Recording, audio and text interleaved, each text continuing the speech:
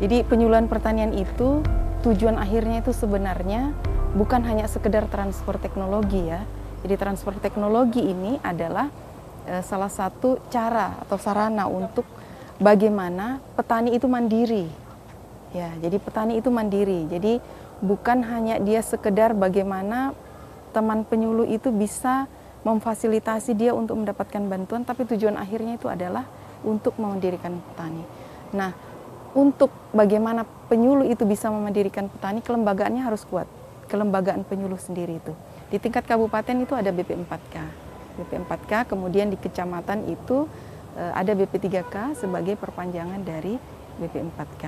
BP3K model ini sebenarnya sudah kita rintis ya, sudah kita rancang sebenarnya untuk semua BP3K.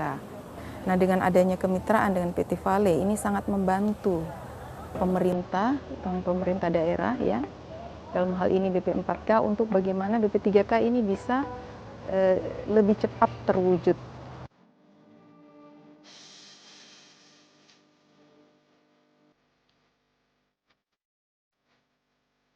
Fungsi dari BP3K model itu ada 7 fungsi. Satu diantaranya adalah media komunikasi dan simpul koordinasi antara 3 instansi, itu pemerintah daerah, PT Vale, dan masyarakat sendiri sebagai kontrol. Fungsi yang kedua adalah media informasi, di mana BP3K sebagai pusat informasi pertanian pola berkelanjutan organik. Bagaimana kita ke depan bisa merubah pola pikir petani sehingga dia bisa melakukan budidaya secara alam. Jadi informasinya dengan teknologinya itu semua dari alam. Fungsi yang ketiga adalah puskesmas pertanian, di mana BP3K model ini itu menyediakan informasi bagaimana kita mengelola kesehatan dari sisi pemanfaatan tanaman-tanaman dengan teknologi pertanian secara organik. Di samping sebagai pemenuhan gizi, dia juga sebagai tanaman obat. Fungsi yang keempat adalah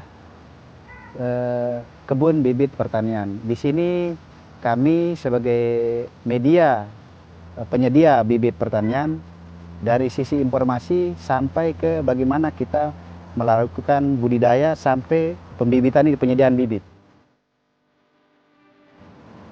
Fungsi kelima menjadi lumbung pangan, bukan saja menjadi penyedia tanaman-tanaman yang ada di sini dari sisi tanaman hias, tanaman obat, dan tanaman budidaya lainnya. Kita juga ada 3 leading sektor yang ada, pertanian, perikanan, dan kehutanan.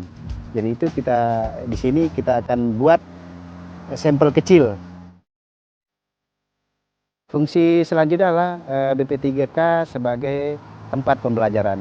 Di sini kami menyediakan bagaimana melakukan budidaya dengan baik dari sisi perlakuan, terus dari sisi pembibitan, dari sisi pemeliharaan sampai ke panen, dan bahkan nantinya kita akan melakukan bagaimana sampai dia ke pasca panen.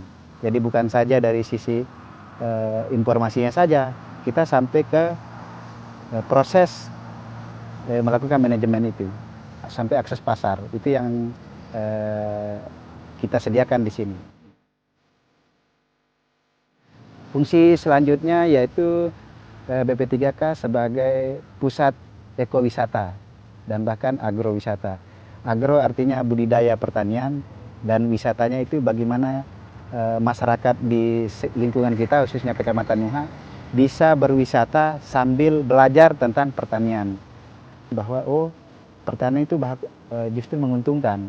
Anak-anak sekolah itu berpikir, dengan jadi karyawan kita bisa sukses, dengan jadi yang lain-lain kita bisa sukses.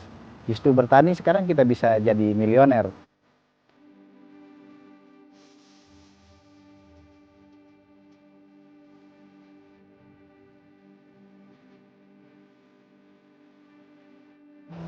Di BP3K Nuha ini akan kita rencanakan ada 7 item pembangunan yang akan dilakukan.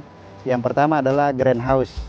di mana di dalam greenhouse itu dilakukan pembibitan tanaman, itu baik sayuran, tanaman obat, perkebunan, itu di situ dilakukan pembibitan.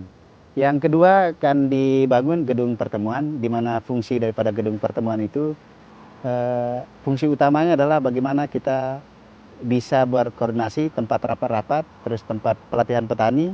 Selanjutnya adalah kebun tanaman obat keluarga. Konsep yang kami buat, kenapa mesti ada tanaman obat, di sini bagaimana kita bisa memperkenalkan, oh ini loh namanya tanaman obat dan fungsi daripada tanaman obat itu. Selanjutnya adalah kebun buah dan sayur-sayuran. Di sini tujuannya bagaimana kita bisa memperkenalkan budidaya tanaman buah-buahan, tidak hanya bisa dilakukan di daerah terbuka secara besar-besaran, tapi bisa juga dilakukan dengan melalui pot. Selanjutnya melakukan pembuatan kolam ikan, ada di sebelah kanan kantor. Ini cuma memperkenalkan bahwa di daerah ini bisa dilakukan budidaya perikanan. Jadi kami melakukan model-model perikanan adalah kolam terpal. Di samping kanan kita juga tersedia sawah mini. Rencananya ini untuk budidaya tanaman padi.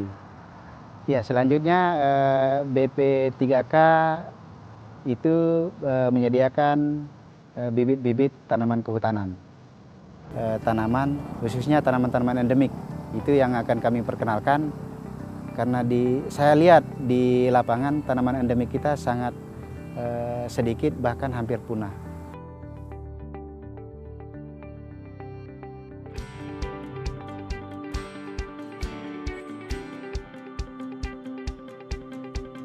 Jadi mudah-mudahan BP3K Nuha ini menjadi ikon di Luwu Timur, khususnya Kecamatan Nuha.